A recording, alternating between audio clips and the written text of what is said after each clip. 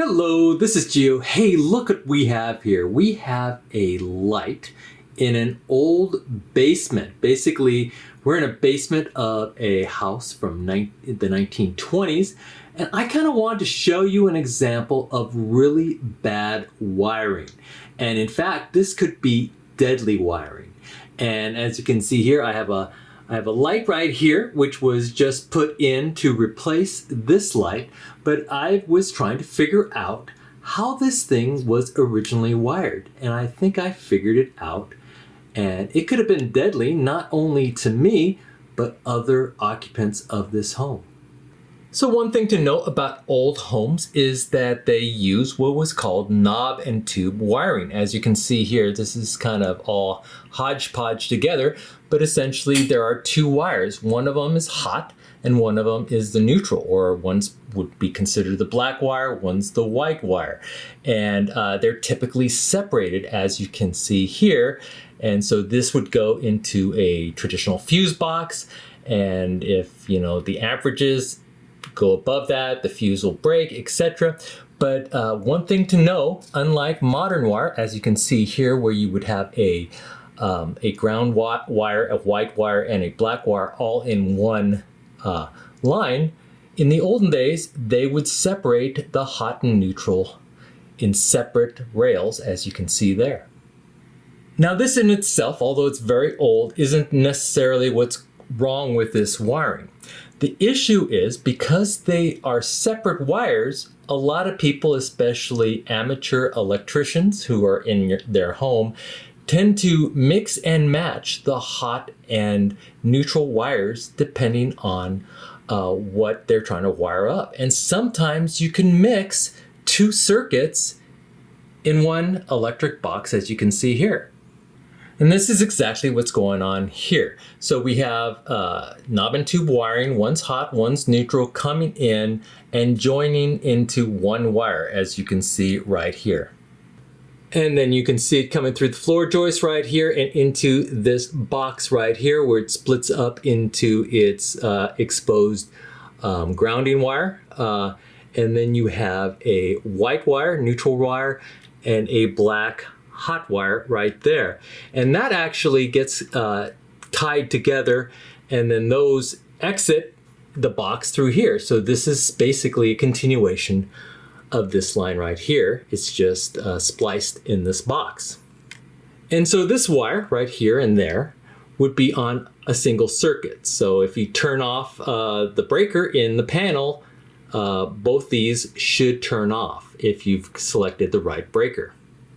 And so with regard to this light, normally you would wire the light on the main circuit, so coming in. So on this wire, you would wire the light to that, and then it would come out the other side, and the one box would be one circuit.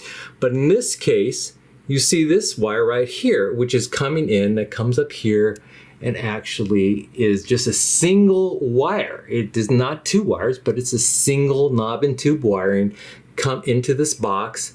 And this is actually a hot black wire, and this is on a different circuit. But you can see here, the neutral wire, or the white wire connected to the light switch, is actually bundled together with the other wires here, which is on this circuit, this wire circuit. Now, so there's a hot wire circuit in this one, and then there's another hot wire circuit coming here, and it's essentially exiting as a single neutral wire. Now, in a breaker box, all the white wires are connected to a single bar, so they're essentially all connected together. And so whoever wired this up was probably thinking, well, they all go to a common bar, so why not just connect them all together? However, there are two hot lines coming into this box, which is a big no-no. You got a hot wire here and a hot wire there. So as you can see, this light is off, and it's actually turned off at the breaker. So I turned off the breaker that controls this light, and it doesn't matter if I turn this on or off, this light is off. And so I could just test the little contacts here, the two screws. If I touch the two screws with this tester, you notice the tester light does not turn on. So there is absolutely no power going to this light. And so this hot wire is essentially turned off or dead. However, now there is this little stub wire that somebody left in place that's connected to the other circuit. And so if I touch the white neutral wire contact here with this wire here, you notice that the light turns on, and therefore that is a hot circuit. So what makes the situation so dangerous is basically it's confusing. So you don't know which circuit is connected to what, or if it's connected to this light.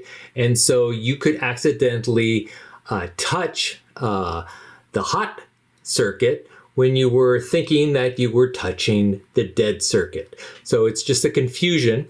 Also, when you're combining circuits into, let's say, one neutral line, now let's say if you have a 15 amp circuit and a 15 amp circuit and the wire is rated for 15 amps, or it's a 14 gauge wire, then you could actually be putting too much load into this neutral white wire, and it could create electrical issues and fires. So you definitely do not want to mix and match circuits. So I hope you enjoyed this video. If you did, please hit that like button at the bottom of the screen and even consider subscribing to my channel. I have many more videos to come. Bye-bye.